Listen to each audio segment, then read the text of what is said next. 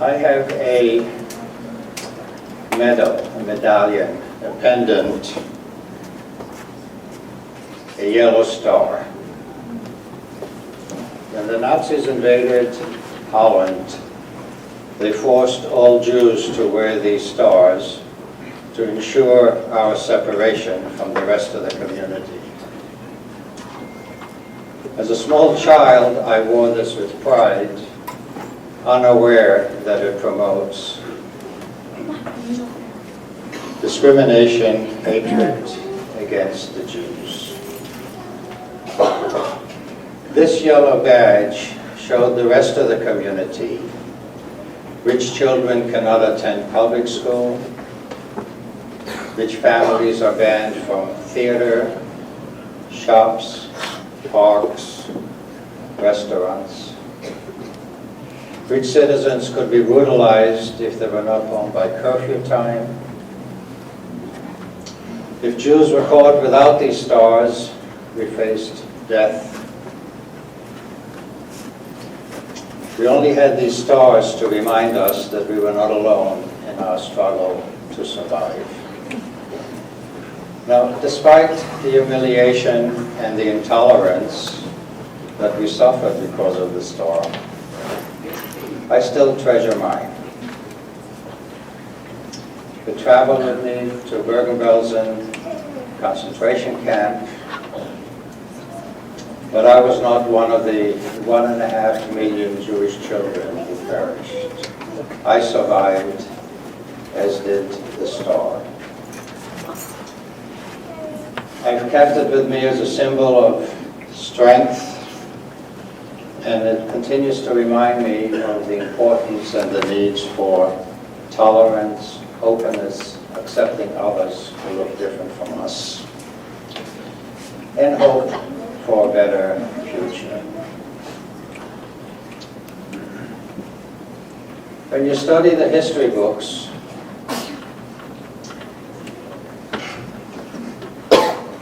there are chronicles of battles, wars, tribe A fighting tribe B. It mentioned names of kings and generals and the number of people who perished, or this country invading the other country. Rarely does it speak about individual citizens like you and me and how these wars affect us. So today, let me tell you the story of one individual and how it affected me and the terrible things that we as human beings do to each other when we fight these wars.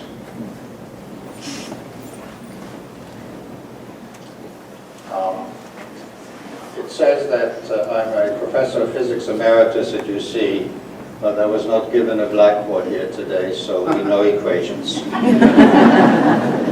And although I'm a pretty optimistic and lighthearted, the subject is extremely serious. If you Google the number of, the numbers, don't worry about the numbers, the number of casualties during World War II, the numbers are mind-boggling. Now be careful when you Google, because not everything on the web is the truth necessarily, but if you do your homework, between 50 and 70 million people perished during World War II, if you include what happened in China, Southeast Asia, Japan, not just in Europe. On the table were listed in order of total number of people who perished. Again, don't worry about the numbers, you can find them for yourself. 23 million from the Soviet Union, Russia. That's 14% of their population. 20 million in China, big country, 4% of the population. And so on down the line. Germany lost 7 million, Poland almost 6, 16%, and so on and on and on. So let me tell you the story of one person. You know, those days we didn't have these fancy little toys that everybody walks around with today, so there are not that many pictures around. A few survived, and I'll try and share some of them with you. So these are my parents on their wedding day. 1935. I have no idea who these kids are, you know, some friends maybe or something. They moved into a house, a typical Dutch brownstone house. They lived on the second floor. This past summer, my wife and I went back to Holland to see if I could collect some documentation. Did it really happen? As of retelling the story, found an incredible trove of documents. Anyway, so that's me standing there last summer. And in due course, they had a child, and I guess these are my first steps. I found a picture after the war of me playing with my friends. You can tell who I am, right? I'm the cute one on all that. And this is the only photograph that I have of my mother, my father, and me together. We had to do some retouching because it was pretty worn out. May 10th, 1940, all hell breaks loose. The Nazis invade Holland and Belgium. I should be a little careful with geography. The name of the country is the Netherlands, and it has different provinces. One of the provinces is called Holland. It includes Amsterdam, commercial capital, Atlantic City, The Hague, the political capital, Washington, and Rotterdam. So everybody calls it Holland. But it's really, the name is Netherlands. But you can still call it Holland, it's okay. Again, little geography reminder. Germany in the middle of Western Europe, trying to take over the entire world. Italy down here, England. On this map, we're sitting over there at Donados, or wherever it is out across the street. And the Netherlands, Holland, is this tiny little piece over here. You can probably squeeze it between here and Lexington, or a little bit bigger. Not a big one. The dehumanization of the Jews was very slow, very meticulous. They didn't just invade the country and round up the Jews. Initially, they did nothing. They took over running the country. So the corner policeman now became a Nazi soldier. They ran traffic rules, and otherwise, things didn't change. It was run either by Nazis, and I should again distinguish between the term Nazi and German, because not all Germans were Nazis. Unfortunately, too many of them were bystanders allowing the Nazis to do what they did. But in any case, it took a year before the restriction started. Each restriction by itself was no big deal, but it shows you how systematically you take a people and you make them into a second-class, third-class people. Initially, it says Jews are not allowed to possess wireless. What's wireless? That's the internet of those days. Shortwave radio where you can listen to the BBC or to the Voice of America and find out what's really going on in the world. A week later, Jews are not allowed to be in non-Jewish organizations, and so on. Jews are not allowed to be in public schools. Jews are not allowed to have non-Jewish servants. A J is put on your ID paper, and so on down the line. Eventually, almost a year later, they stick this yellow star on you. ID.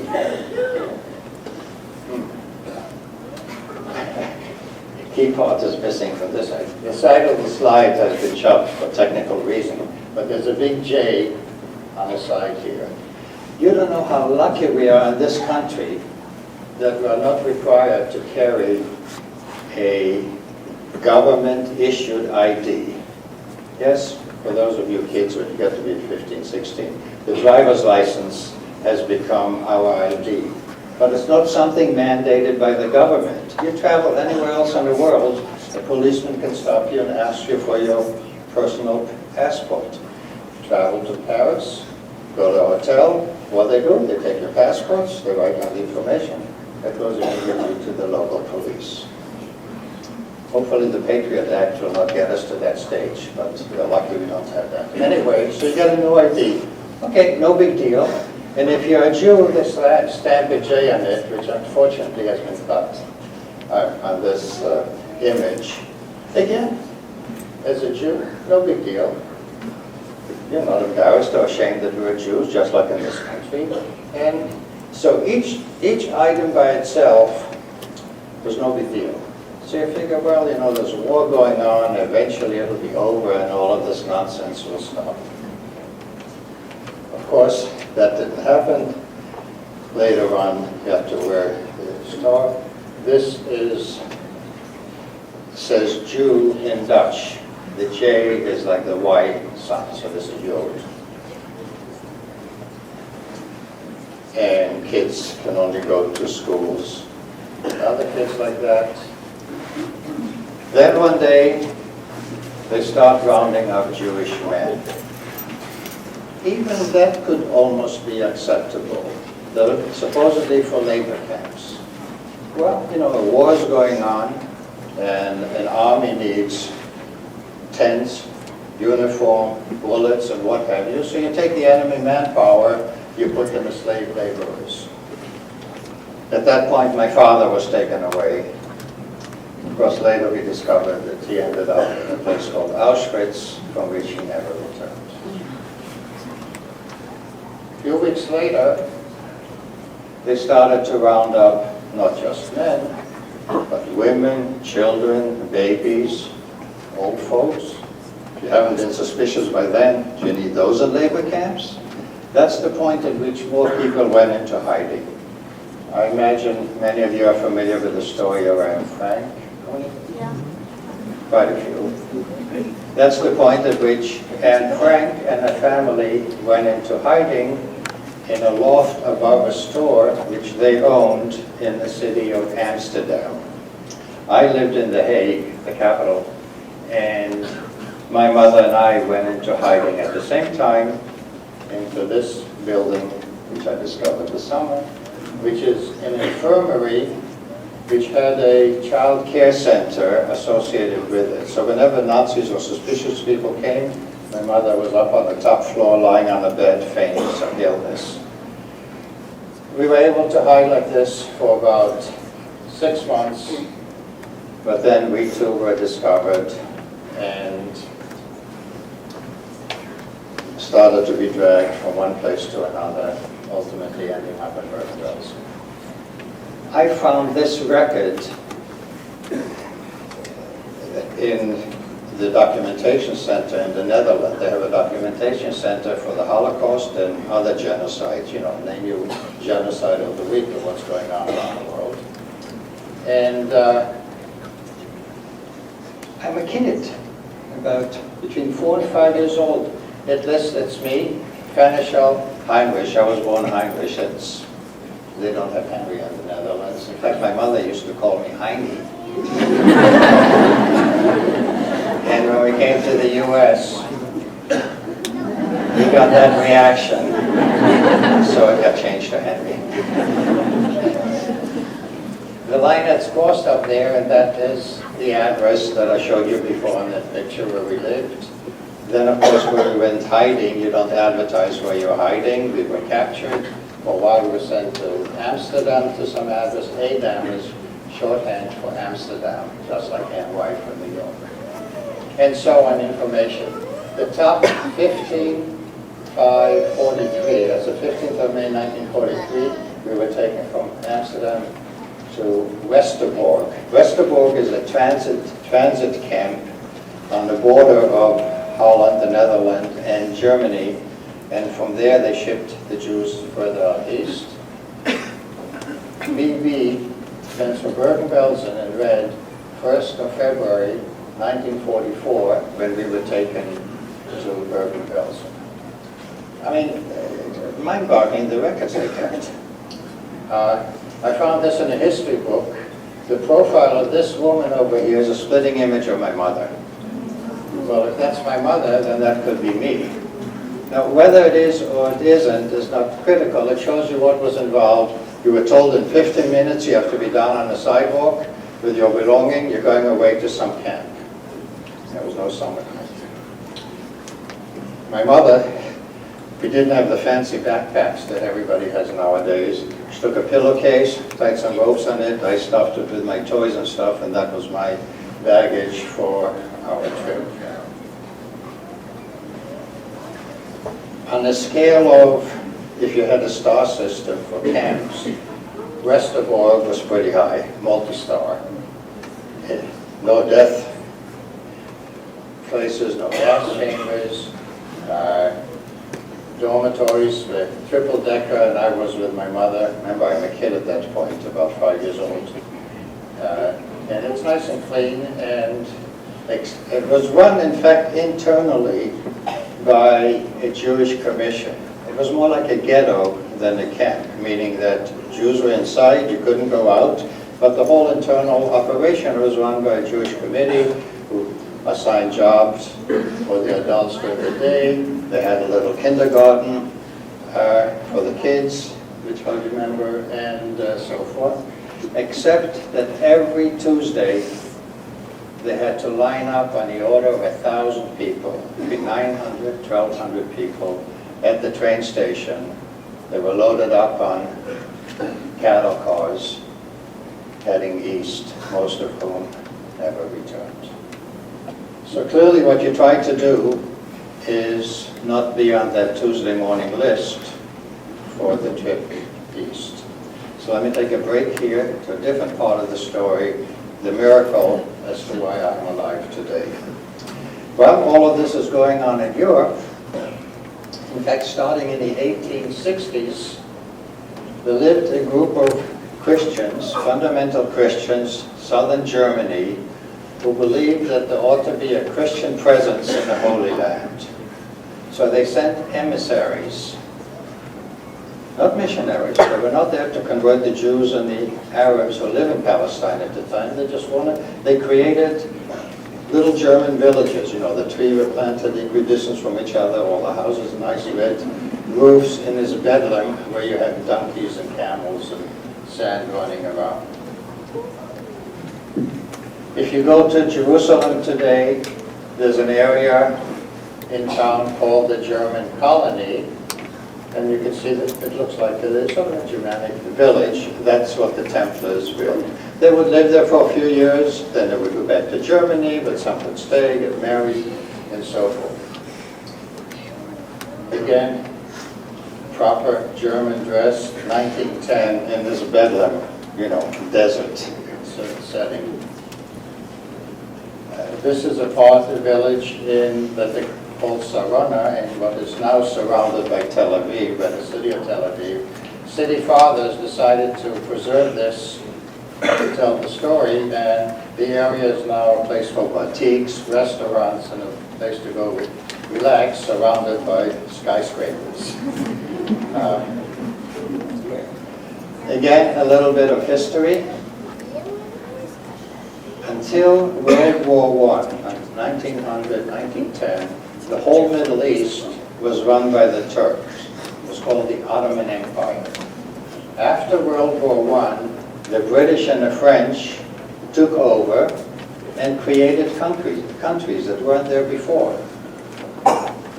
Iraq, Syria, Lebanon, Palestine, Jordan, Egypt, Persia, Iran. So the problems we have in the Middle East right now, it's because these damn British didn't know how to go borders.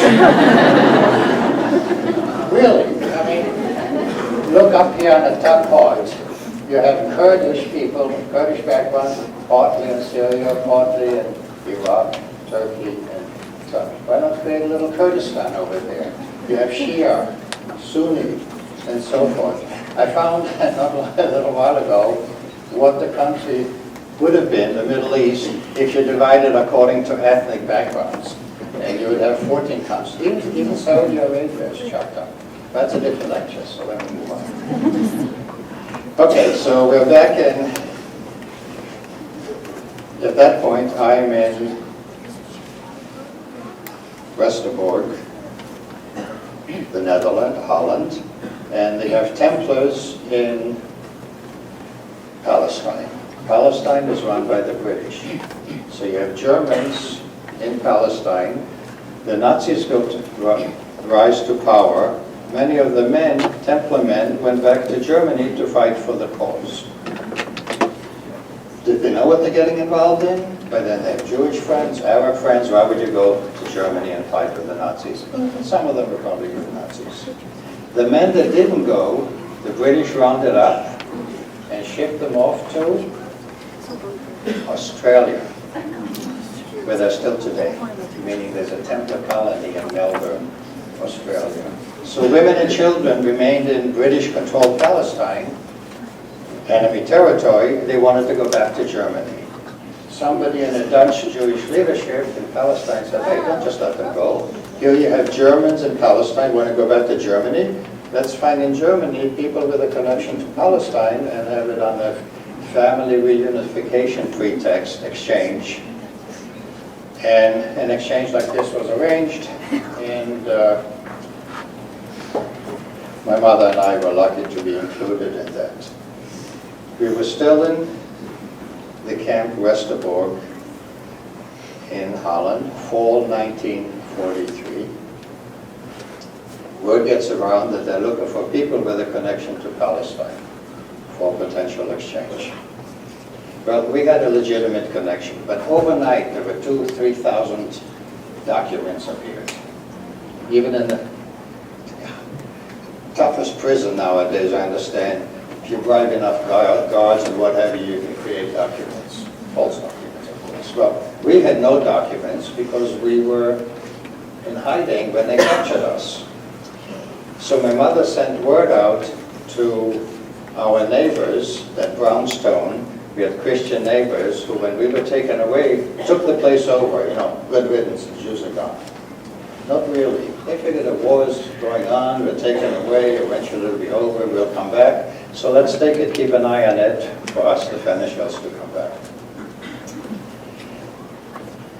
So my mother sent word to bring our documents. And it turns out my parents, again, backtrack a little bit, my father grew up in Germany as a child, and the family had a business. I think they had pipe or tobacco stuff in capital in Berlin. Nazis come to power, the family says time to leave. Family, mother, father, my paternal grandparents, brother and sister, who were in their 20s already, and my father. My father says, you know what, you guys go to Palestine. I want to see the world. I'll go to Holland, Belgium, France, and then I'll join you. Well, he goes to Holland, meets my mother, falls in love, stays. I come along, and that slowed down the process. But ultimately, they always hope to join the rest of the family in Palestine, Free State Israel. So anyway, my mother sent word out to see if they had the documents. What comes was a document with, like the one I showed you before, with our name, address, and all of that, and a copy of my parents' application for emigration to Palestine. What they didn't bring was the British rejection paper. Did they know what was doing? Did it get lost? Creator look over us? But based on that, we got moved up higher onto that list that had a few thousand names for potential exchange. And one day while we're in the camp, we get this formal letter from the Red Cross saying that my mother, Paula, and Colonel Fenichel, and son, have been placed on that list. So that was still in the fall of 1943, but nothing happens. Time moves on, and comes Tuesday morning, 1st of February 1944. My mother and I are called on that morning roll call and loaded on a train, ending up in Burlington. Again, records that I found. This is a list of all the trains that left Westerbork, the departure from the Netherlands to the east. 11 January 1944, 1,037 went to Bergen-Belsen. Next Tuesday, 800 smart to Theresienstadt. This group went to Auschwitz, and so on down the line. 1st of February, we were on that. Anne Frank was the third from the bottom here. She ended up on that train. And maybe another comment on these lists. You know, I'm inevitably asked, what do you say to people who deny the Holocaust? My answer to that is that if indeed they deny, they don't believe that it happened, then I feel very sorry for them, because I don't know what else in life they don't believe. But presumably they deny it because they have some agenda, whether it's being anti-Semites or other. They should know, however, that every time they deny the Holocaust, their heroes, the Nazis, are turning in their graves. They were proud of what they were doing. They were going to clear the world, make it an Aryan society, get rid of undesirable, gypsies, Jews, homosexuals, and all that. I mentioned these big numbers before, having multi-millions, 57 million people perishing in the war. What is unique about the Holocaust, as I said, you didn't have to be Jewish to suffer in the war. But if you were Jewish, you were destined for the gas chamber. That's different. Taking a race just based on what your birth is and kill people. So anyway, another record. And more of this is now coming out of archives in Germany and becoming available. Okay, so we were loaded up and sent to Bergen-Belsen. Bergen-Belsen was no picnic. Real mess. I'm sure you've seen pictures and how stories and what goes on. But now we're in Germany, holy Germany. And God forbid we should have a yellow star which is written in Dutch, not in German. That's why I had the Dutch one, because we had to rip it off and put a German one on. Sometimes I'm asked, how do you make these things? Well, out of whole cloth. Like curtains, and you cut it up and you sew it. And my mother, being a good Dutch woman, made sure that I kept it clean. And I'm sure you've seen pictures like this. My mother and I were on a triple deck and a old wooden on top. And this is a picture after the British came and freed us, the camp. This is a pile of shoes of people who didn't make it. I do remember the daily roll call. I'm about 6 years old at that point. There was this big barrel, it's like a big garbage pail, metal garbage pail, and we had these little tin cans, and somebody would take that slop they call soup and ladle it and give it in our, plus some bread, dark bread. And after we finished the meal, we, the few children who were there, were asked to clean the pots. The rationale of the grown-ups was maybe we'll find a few more potato peels on the bottom for extra nourishment. It was no fun. Anyway, I'll try and speed up. One day, June 29th, 1944, daily morning roll call, 220 Dutch names are called up. Mostly older people, hardly any men between 14, 15, and 45, and a couple of kids. I was among those kids, and my mother. And they put us on a proper train, not the cattle car that brought people into the camps. I remember that train ride, and I just lifted a picture of a typical European train. Now, European trains have cabins with a seat on this side and a seat on that side. And if it's overnight trips, which sometimes happen, they take these two benches and you slide them together and you can sleep on the bench. Well, if you have 3 here and 3 here, you put together, it's kind of crowded at night. Luggage we didn't have. So me as a kid, they tied me up on a luggage rack on the top every night.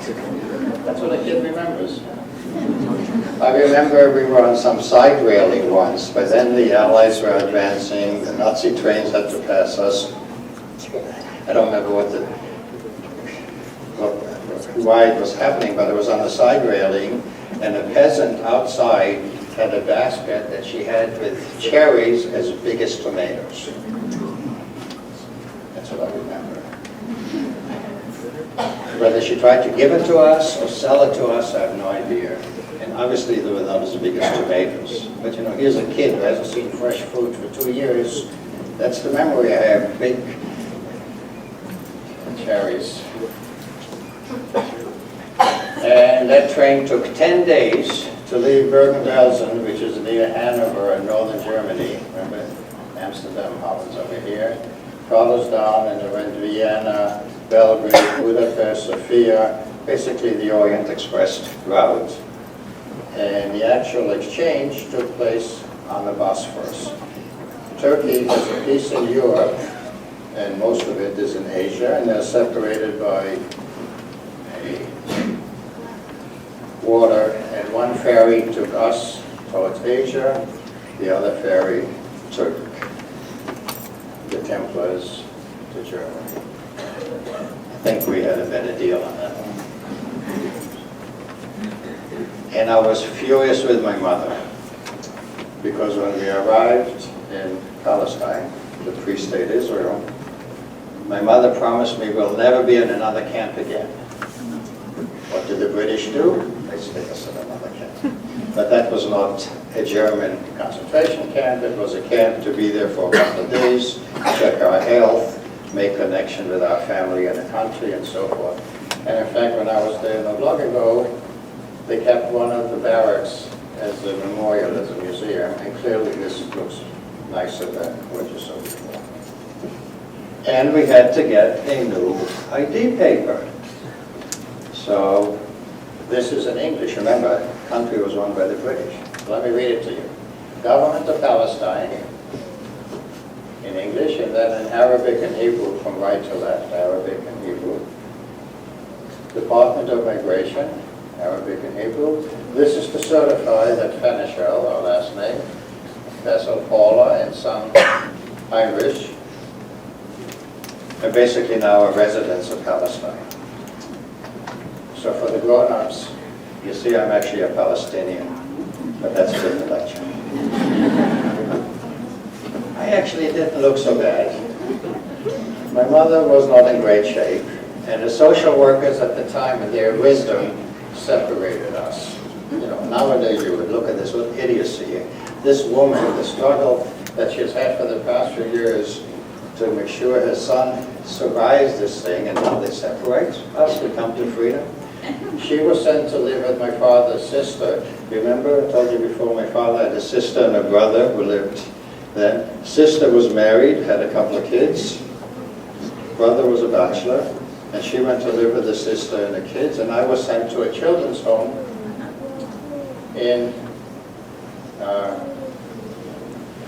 by the way, in terms of documentation, across the river in Cincinnati, across from UC, there's a place called Hebrew Union College.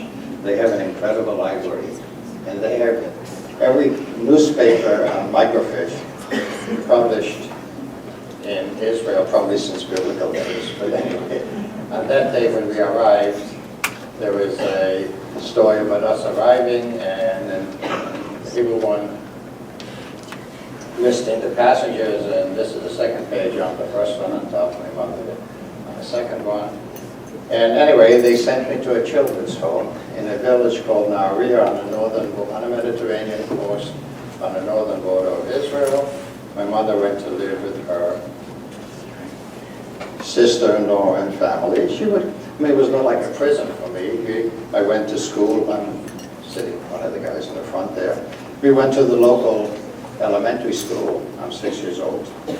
Elementary school for the next 4 years. And that was our dormitory, basically, and food and so forth. She would come and visit me occasionally. Every holiday, every Jewish holiday, I would go back and spend time with her and my cousins and the entire summer vacation. But that was for the next 4 years. 1948, I'm 10 years old.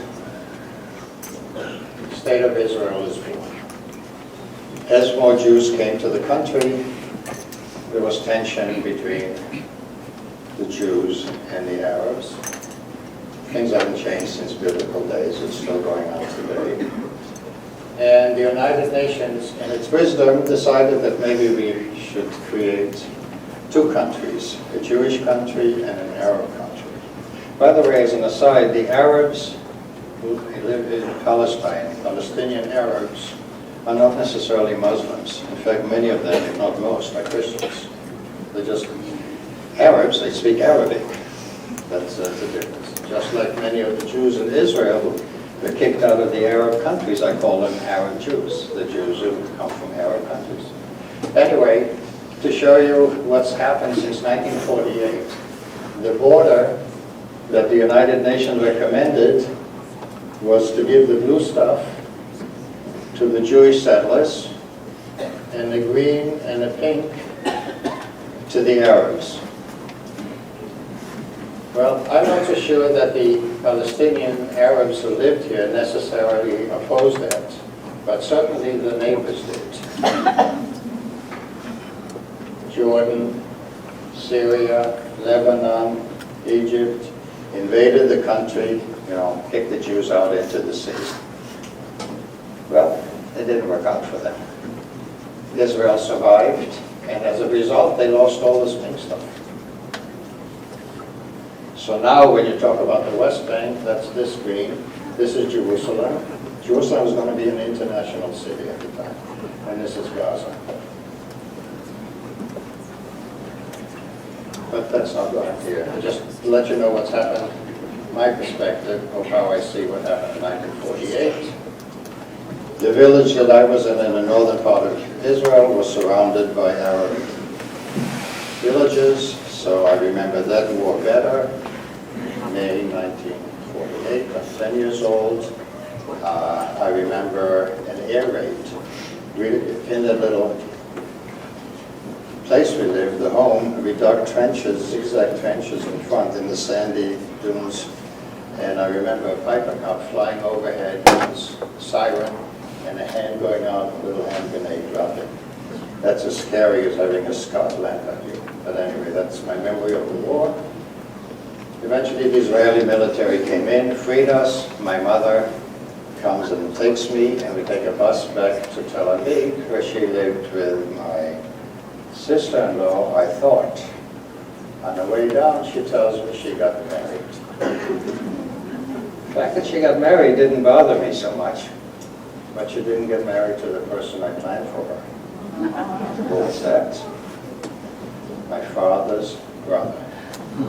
He was a bachelor. I think they even liked each other. But because of an ancient Jewish law, that was not to be. If I didn't exist, he would be obligated to marry her. But because I exist, it's like taking away your brother's heritage future. Think of it, ancient Jewish law. In the old days, they lived like tribes, nomads, camels, donkeys in the desert, and you have a young couple. And the husband goes out and is killed by a deer. What do you do with the wife? You can't just throw her out in the desert. Those days they had harems, multi-wives, so you take one of the brothers and you say, just add her to your harem. However, if there was a child, then there's a future, there's a seed, and you can't take that. In case I check this number of rabbis, sounds reasonable. I don't know how many people still observe that, but my mother was a traditional woman, and she married him, not my uncle. And he took us to the city of Tel Aviv in a pretty nice house. But life was tough. Early 1950s. My stepfather had two brothers in the United States. And they said, you know what, Israel life is rough. Over here, sidewalks are paved with gold. How could you resist sidewalk paved with gold? So we decided to move. We boarded a ship by the name of Andrea Doria. We were on a maiden voyage of that. Some of you, I see you smiling, you know what happened to her. A few years later, it was a Titanic story, she sank. My wife says that a cat has 9 lives, so I still have a few to go. Anyway, we come in on the maiden. She represented the rebirth of the Italian merchant marine after World War II. This is January 1953. I'm 14 years old. We enter the New York Harbor, Statue of Liberty on the left, skyscrapers on the right, and on a small black and white TV, President Eisenhower is giving his inaugural speech. That was my welcome to this great country. Well, after we arrived, the family arranged for us to live in Brooklyn. That's still part of the country, right? So I went to high school in Brooklyn, I went to Brooklyn College, all completely free. You know, we talk about the expense of college nowadays, it's amazing. Then I went across the river, the Hudson River, in New Jersey, went to Rutgers University, got myself a PhD in physics, and got a job offer from the University of Cincinnati, great offer. I figured, okay, we'll come here for a few years and then move on. Well, those few years turned out to be a lifetime commitment. Lots of people in the world don't know that this is a great place to live. So, you know, we were happy. University was good to me. I think it was good to the university. And taught physics for poets and PhD students. Did a lot of work in optics and low temperature physics. Raised a family, and let me slowly bring it to an end. Had 2 daughters. Oldest daughter, Joan, married a high school sweetheart, Cincinnati, Fenichel. Rick, Joan and Rick. She went to the University of Michigan. You know, God forbid she'll go to the same university our father is teaching. He went to Ohio State. Whenever the game is going on, there are 2 flags outside that says house divided. They have 2 15-year-old girls, daughters. Daughter number 2, Debbie, is 3 years younger, as her family. She married a Canadian. She went to the University of Toronto to get a degree in museum studies. You know, not many places teach about museum studies. They have a specialty, so she went there. He is a Canadian from Toronto, went to UC Med School. Ended up being a child psychiatrist, and somebody introduced them. But instead of her keeping him here, he dragged her up to Toronto, where they have a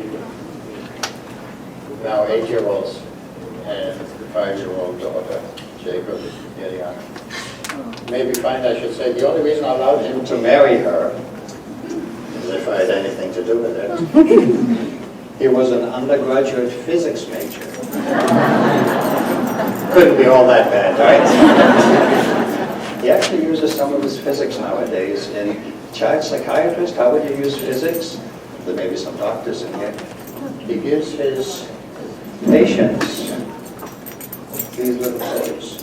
And there's special software there if they feel depressed or something's going on. So calling immediately and running to see him.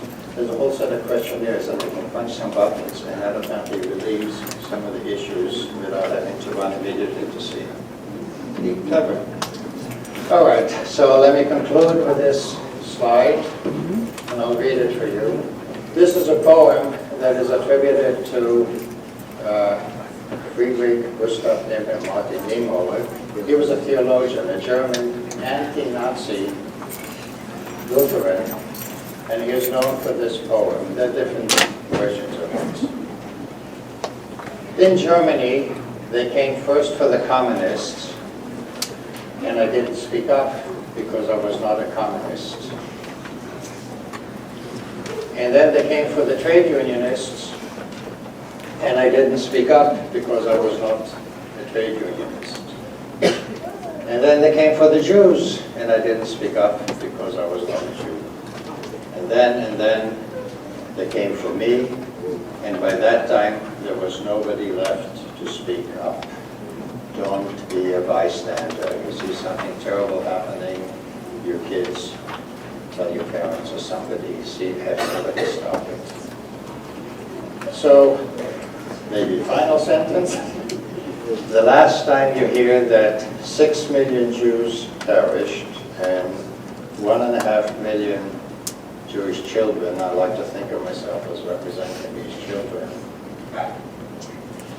not 1.5 million children. One child, a future nurse, was killed. Another child, a future gardener. Another child, a future architect. You name it, 1.5 million times over.